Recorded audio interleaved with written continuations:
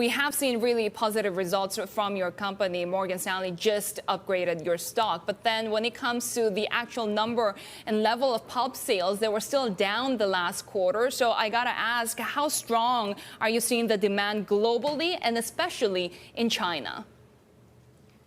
It's a pleasure to be with you. The demand has been very strong in China, actually, since the beginning of the pandemic. In the first moment, we saw an increase in the demand by the producers of tissue on a worldwide basis. In the beginning, with a kind of panic buying, but with a growing concern about hygiene products, we saw the demand actually being stronger and firm throughout these months in China and in the rest of the world. On the other hand, we Go ahead. Sorry, go ahead. No, on the other hand, we see a smaller demand from graphic paper producers as some of the schools and offices are out. And the question here is how much of this demand will come back in the coming months.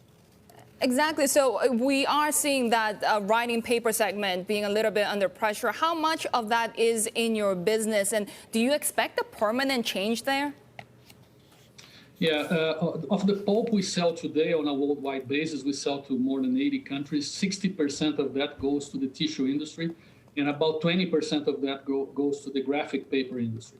So far, what we're seeing is that the growing demand for tissue products is offsetting the decline on the graphic paper segment. It is so far has been good, but in the future is difficult to say. The demand for graphic paper has been historically declining, and with the trend for digitalization that is being accelerated by the pandemic. On the other hand, the concern about hygiene is also being accelerated, which will be a favorable factor to the tissue industry. So if the issues relating to paper are a permanent or ongoing structural change, does that mean it's inevitable that you'll need to start looking at closing paper units in Brazil? The paper units we have in Brazil, they all sit in the first quartile of the worldwide cost curve.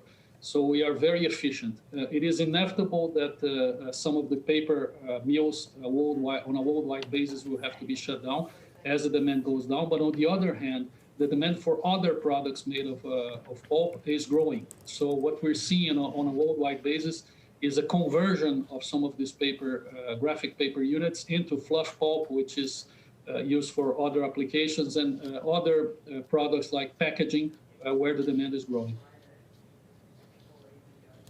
Where do you see the strongest demand geographically coming from in the period following the pandemic recovery? The demand has been strong in China, especially, and also in the U.S., with the caveat that in our case in the U.S., we sell mostly to the tissue industry.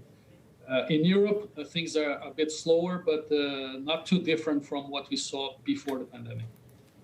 Marcelo, how concerned are you that, say, some of the demand that we saw during the pandemic, especially in places like China, was mostly stockpiling, that could really wear off once the pandemic is done?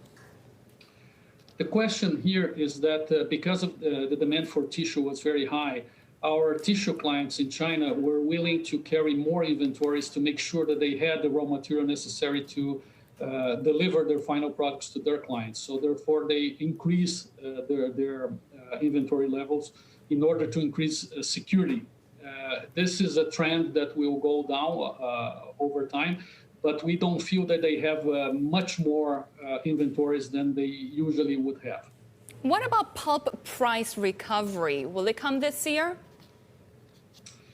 Difficult to say. It's always very hard to predict commodity prices.